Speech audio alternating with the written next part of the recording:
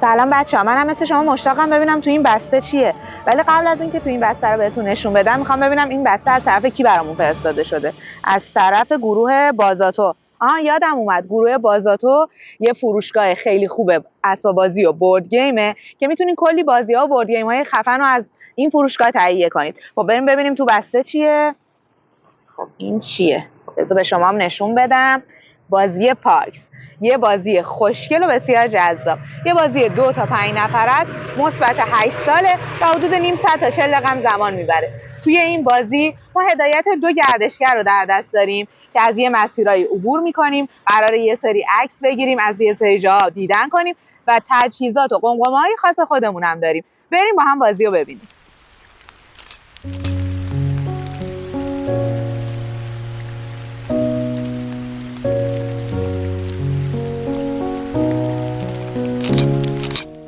خب بریم سراغ بازی. اول بازی رو ستاپ میکنیم. ما میخوایم برای 3 نفر ستاپش کنیم. هر کدوم از بازیکن‌ها 2 تا کاوشگر دارن که اینجا میذاریم. نفری یه آتیش دارن که بر حسب رنگشون بهشون میدیم.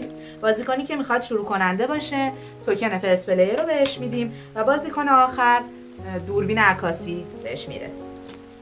نفری 2 تا هدف نهایی به صورت رندوم به هر بازیکن میدیم که باید یکیشو انتخاب کنه. حالا چیدمان برد بازی به چه صورته؟ اول برد رو وسط میز میذاریم، کارت های پارکس رو بر میزنیم، 3 تاشو رو میکنیم، قمقمه ها رو بر میزنیم اینجا میذاریم و به هر بازیکن یه قمقمه میدیم که به رو جلوی خودش قرار میده. بعد از اون میریم سراغ کارت های فصل. کارت های فصل رو بر میزنیم، 4 تاشو به صورت رندوم اینجا میذاریم. کارت های تجهیزات هم بر میزنیم و 3 تاشو توی دیسپلی رو میکنیم. چیدمان مسیر بازی به این صورته که یه سری از تایل ها با استفاده از تعداد نفراتی که دارید علامت چادر ستاره دار دارن. چادرهای ستاره دار رو یه دونه‌شو به همراه بقیه تایلایی که اینجا وجود داره بر زدیم و اینجوری چیدیم که تایل اول و آخر مشخص همیشه همین است.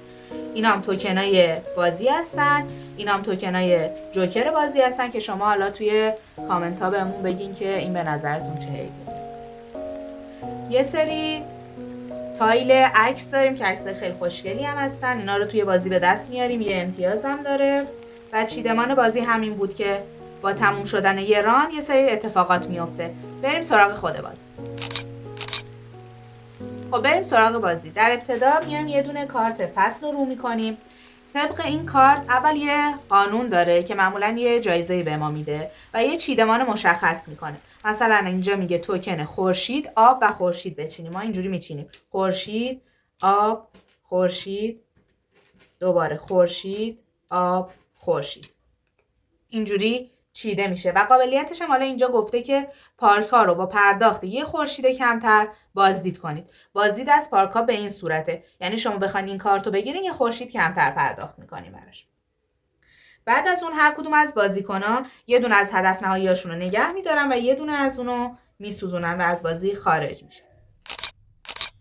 شما در نوبتتون فقط یکی از کاوشگراتون رو تو هر کدوم از این مکانایی که خواستین قرار میدین، ولی همیشه یادتون باشه شما وقتی به جلو میرین هیچ وقت به عقب نمیتونین برگردین. و چیزی که اون کاری که اونجا گفته انجام میدین. مثلا این گفته یه توکن خورشید بگیر، 2 تا توکن خورشید هم از بازار بازی حالا از منابع برمی‌داریم. نوبت نفر بعدی میشه. نفر بعدی هم هر جا که دلش بخواد میتونه قرار بگیره، ولی اگر بخواد جایی که من هستم بیاد یا حتی خودش هست بیاد، باید این تایل آتیشی که داره رو به پشت برگردونه، یعنی از آتیشش استفاده کرده و اونجا اومده.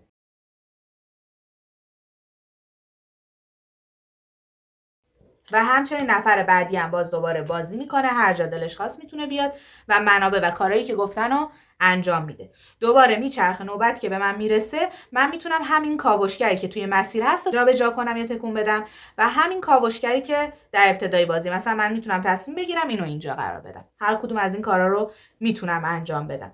خب بریم سراغ هر کدوم از این مکان‌ها که چه قابلیتی به ما میدن. یه سری از مکان‌ها مثل این مکان، این و این چند تا به ما منابع میدن. حالا یه سری منابع ممکنه روشون قرار گرفته باشه و زیرش هم به ما منابع میدن، مثلا کوه، آب و خورشید و درخت.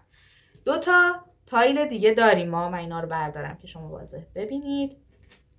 یه دونه تایل پارکس با یه علامت یا و تجهیزات. شما وقتی اینجا میاین میتونین از یکی از کارت‌های پارکس دیدن کنید، به این صورت که اگر منابعش رو داشته باشید، هزینه‌ش رو، منابعش رو پرداخت میکنید و اون کارت رو برای خودتون برمیدارین و در انتهای بازی امتیاز بغل اونو میگیرید. یا میتونید هزینه تجهیزات رو بدین که هزینه‌اش خورشیده و اون کارت رو بردارین و از قابلیتش از اینجا به بعد بازی استفاده کنید.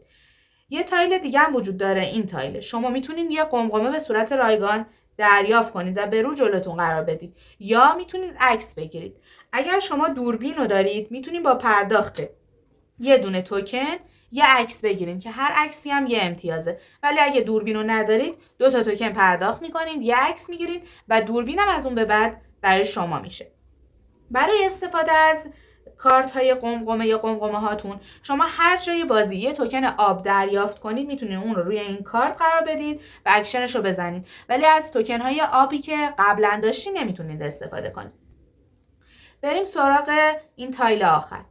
وقتی اولین بازیکن به اینجا برسه، این آدمش رو اینجا میذاره، توکن فرست پلیر رو میگیره و رانده بعد اون فرست پلیر میتونه یکی از کارت های پارکس رو رزرو کنه. اون کارت رو برمیداره و به صورت افقی کنار بردش قرار میده. مثلا اینجوری من این کارت رو برمیدارم قرار میدم، هر موقعم که برد خالی بشه سریع اونو پرش میکنیم. بازیکنای دیگه هم میتونن اینجا بیان ولی دیگه توکن فرست پلیر رو نمیگیرن. اگر یه بازیکن تصمیم بگیره اینجا بیاد، میتونه کارت تجهیزات رو با یه ستاره تخفیف بگیره، با یه خورشید تخفیف بگیره، ولی بازیکنای دیگه هم میتونن باز اینجا بیان و بدون تخفیف اون کارتا رو بگیرن. اگر بازیکنی تصمیم بگیره اینجا بیاد، یکی از کارتایی که از قبل رزرو کرده، کارتای پارکو یا کارتایی که توی دیسپلی وجود داره، میتونه با پرداخت هزینه‌اش بگیره و اون کارتو، مثلا من اگر هزینه اینو پرداخت کنم، این کارتو به این صورت جلوی خودم قرار میدم.